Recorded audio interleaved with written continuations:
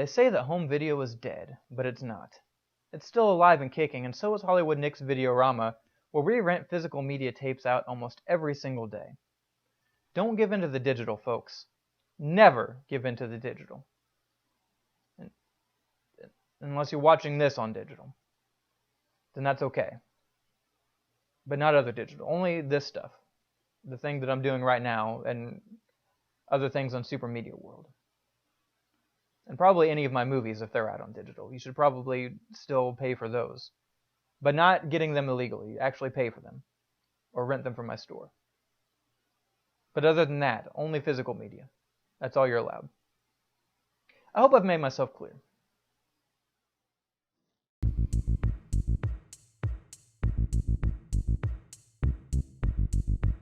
I see you're interested in watching Taste of Fear.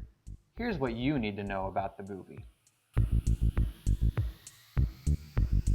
This film stars Susan Strasberg, Ronald Lewis, Ann Todd, and the legendary Christopher Lee.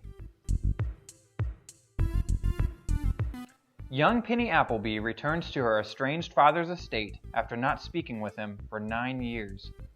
When she arrives, she finds things aren't as they should be, as he is not present to reconnect with her. Suspicion arises as Penny undergoes strange sightings that pertain to the mystery of her father's absence. This movie does an interesting thing by making the main protagonist very vulnerable. Since she's in a wheelchair, it makes it difficult for her to gather clues and solve the mystery. She has to rely on the others to help her out, which is very suspenseful because she doesn't know who's on her side and who's not. And another thing I really like about this movie is that it ends with an interesting twist that you probably won't expect. So the only negative thing I could think to say about this movie is some might think it's a little slow-paced, but honestly most Hammer films are rather slow, which I personally enjoy.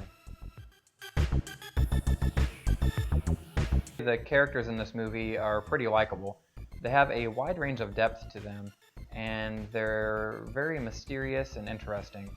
You never know who to trust and who not to trust. You might like somebody one minute, and kind of find them suspicious the next. Yeah, I'd have to say this movie does a great job at wrapping everything up by the end of the film. I'd say so because the movie is very suspenseful and it keeps you guessing, but it's also a short movie, and even though it's kind of a slow progression, it's not too drawn out.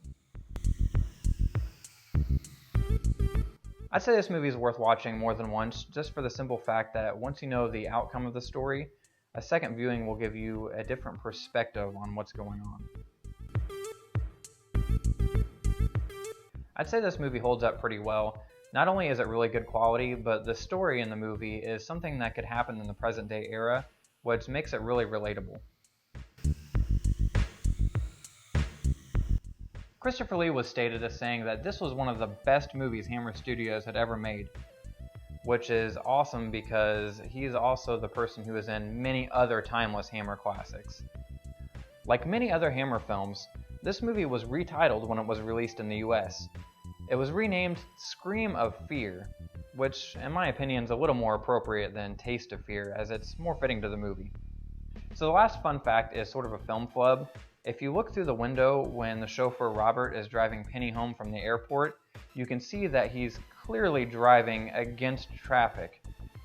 So if you like mysteries or are interested in watching a Hammer Studios film, I'd recommend renting Taste of Fear from Hollywood Nick's Videorama today. Oh wait, we're in the United States, so it's called Scream of Fear.